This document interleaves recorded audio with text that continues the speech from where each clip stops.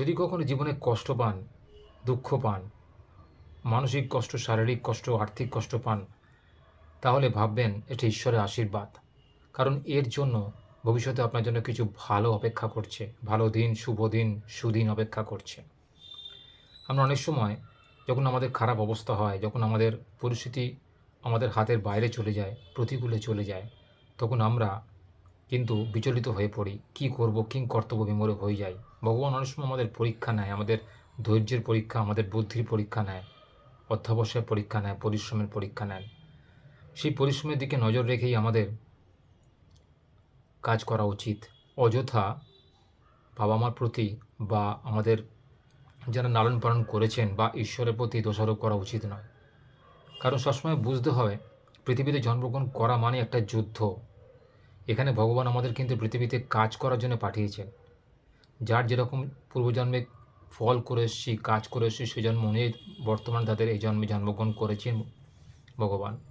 সেখানে আমাদের প্রত্যেকের উচিত ভগবানের সান্নিধ্যে আসা, ভগবানের কাছে প্রার্থনা করে দিন যাপন করা। কারণ ভগবান সবাইকে কিন্তু সমান ভাগ্য বা সমান সুযোগ দেন না। পূর্বজন্মে কৃতকর্মের ফল অনুযায়ী আমরা বর্তমানে যে জন্ম পেয়েছি, সেই অনুযায়ী কিন্তু ভগবান আমাদের পৃথিবীতে পাঠিয়েছেন।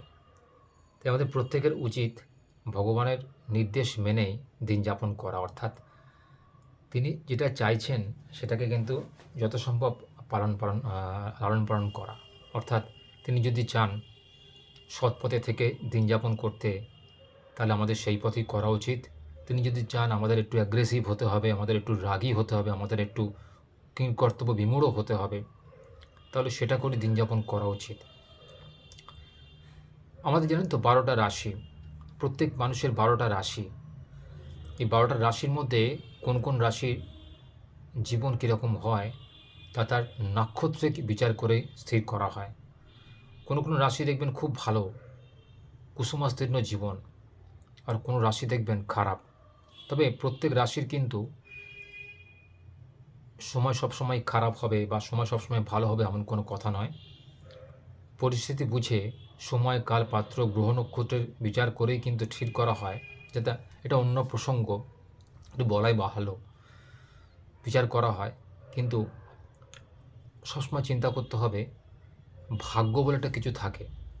ভাগ্য যার অনুকূল, যার সহায়, তার জীবনের সমস্ত কিছু কিন্তু ভালো হয়, সুখের হয় এবং কুসুমাস্তীর্ণ হয়।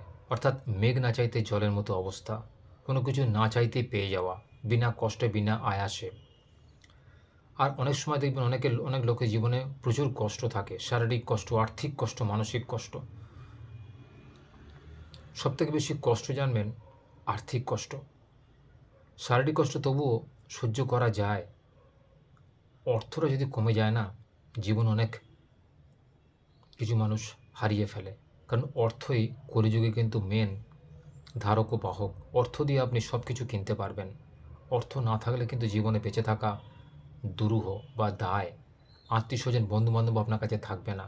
কারণ এই কলিযুগ মানে হচ্ছে স্বার্থপরের যুগ, স্বার্থের যুগ। এখানে বাবা মাও তার ছেলেমেয়েদের মানুষ করেন কিন্তু বিনা স্বার্থে নয়। আমরা প্রত্যেকের জন্য কিন্তু বেঁচে আছি জানবেন। কেউ কিছু না কিছু পাচ্ছে বলেই তারা আমার সান্নিধ্যে থাকছে, আমাদের সান্নিধ্যে থাকছে বা এসেছে পৃথিবীতে। বন্ধু, সে কিন্তু একদম খালি হাতে বন্ধু নয়। নিজের বোন, নিজের ভাই, নিজের বাবা মাও কিন্তু একদমই খালি হাতে পৃথিবীতে আমাদের আনেননি। তারাও কিন্তু কিছু আশা করেন যে বৃদ্ধ বয়সে আমরা তাদের দেখব।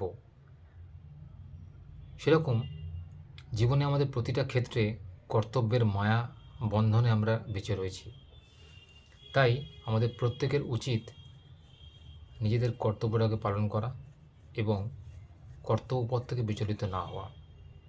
অর্থাৎ যে কোনো রকম পরিস্থিতি আসুক, সেটাকে ঈশ্বরের দান বা ঈশ্বরের করুণা বলে মনে করা উচিত। কারণ এর পরেই যে একটা ভালো সময় আসতে চলেছে তার ইঙ্গিত ভগবান দেন। ভগবান অনেক কিছু শিক্ষা দেন, কোনটা ভালো কোনটা মন্দ, আমি কোন পথে চলেছি বা এই পথে গেলে কি বাধা আসতে পারে, সেগুলোকে ভগবান সম্যক জ্ঞান দেওয়ার জন্যই কিন্তু আমাদের জীবনে কষ্ট দুঃখ দেন, যাতে আমরা আরও ভালো করে নিজেদের জীবনটাকে পরিচালনা করতে পারি। অর্থাৎ কি আমরা পাইনি, কি আমাদের উদ্দেশ্য পৃথিবীতে আসার, সেটা কিন্তু আমরা আগেদার থেকে বুঝে যাই। তাই আমাদের প্রত্যেকের উচিত এই ভগবানের ইঙ্গিতটাকে বোঝা, জানা, যাতে আমরা আমাদের সেই মতো কাজটা করতে পারি। গীতার বক্তব্যে লেখা রয়েছে ভগবান কৃষ্ণ আমাদের যে দুটো মহাকাব্য রয়েছে রামায়ণ মহাভারত, বিশেষত মহাভারতে যুদ্ধক্ষেত্রে কুরুক্ষেত্রের যুদ্ধে শ্রীকৃষ্ণের সারথি ছিলেন, শ্রীকৃষ্ণ সারথি হয়েছিলেন অর্জুনের রথের।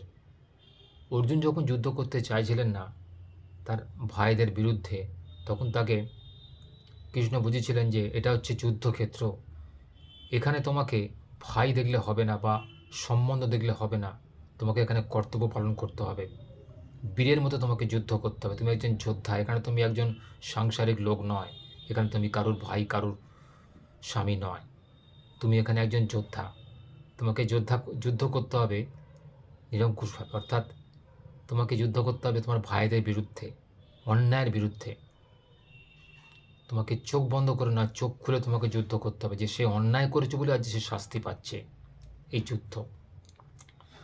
সেরকম সংসার হলো একটি যুদ্ধক্ষেত্র, এখানে প্রত্যেকে আমরা নিরন্তর সকাল থেকে রাত অবধি যুদ্ধ করি, বিভিন্ন লোকেদের বিভিন্ন রকমের এই যুদ্ধক্ষেত্রে কেউ জয়লাভ করে, কেউ হেরে যায়। তবে সারা দিন কিন্তু সারা জীবন যতদিন বেঁচে থাকবো এই যুদ্ধক্ষেত্রে আমাদের অংশগ্রহণ করতেই হবে। কেউ বিবাহ করুক আর না করুক, তাকে সংসারে থাকতে গেলে অনেক কিছু নিয়মকানুন পালন করতে হয়, করে চলতে হয়, কিছু কিছু জিনিস তাদের মেনে চলতে হয়, কর্তব্য পালন করতে হয়, যেমন ধরুন বাবা মাকে দেখা, আত্মীয় স্বজনের সঙ্গে সম্পর্ক বজায় রাখা, বন্ধুবান্ধবের সঙ্গে সম্পর্ক বজায় রাখা, নিজের কর্তব্য বা নিজের কাজ সম্পাদন করা, সর্বোপরি নিজের প্রতি নজর দেওয়া এবং নিজেকে আত্মবিশ্লেষণ করে দেখা, এই এতগুলো কাজ একটা মানুষের জীবনে করা উচিত।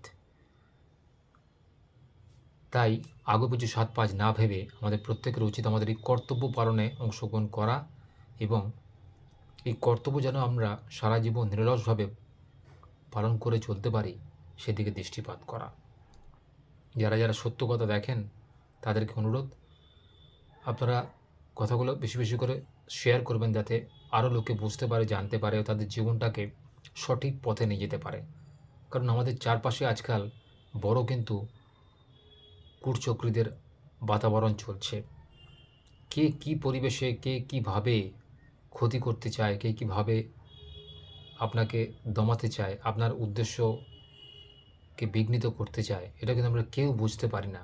তাই আমাদের খুব সতর্কভাবে দিন যাপন করতে হবে, যাতে আমরা আমাদের শত্রুকে পরাজিত করতে পারি, মিত্রকে আলিঙ্গন করতে পারি, আমাদের লক্ষ্যপথ থেকে বিচ্যুত হব না এবং সর্বোপরি জীবনের প্রতিটা পদক্ষেপকে সঠিক রাস্তাতে নিয়ে যেতে পারব। মাথা গরম না করে সঠিকভাবে দিনের প্রতিটা দিনকে যাতে উপভোগ করতে পারি এবং নিজের কাজকে যেন অবহেলা না করে, যে কোনো কাজ, মানুষ যে কাজই করুক না কেন সেই কাজটা কিন্তু তার কাছে একটা বিশেষ গুরুত্বপূর্ণ, কারণ সেখান থেকে সে রোজগার করছে, তার দিন যাপন করছে, তার সংসারের প্রয়োজনীয় জিনিসপত্র সে কিনতে পারছে সেই অর্থ দিয়ে। তাই সেই জিনিসটাকে কখনো অবহেলা করা উচিত নয়।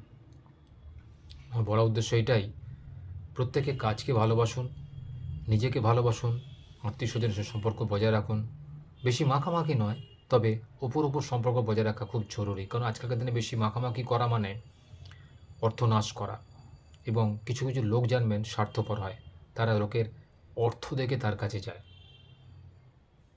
এটা করলে চলবে না, আপনাকে সংযত হতে হবে, সংযমী হতে হবে, অর্থ জমাতে হবে ভবিষ্যতের জন্য। কারণ জানবেন বিপদে কেউ আপনাকে দুটো অর্থ দিয়ে সাহায্য করবে না, অথচ লোকে আপনার বিরুদ্ধে পরিহাস করতে কিন্তু পিছপা হবে না। এটা হচ্ছে মানুষের চরিত্র। তাই আজ থেকে ঠিক করুন কী করে আপনি জীবনটাকে কাটাবেন।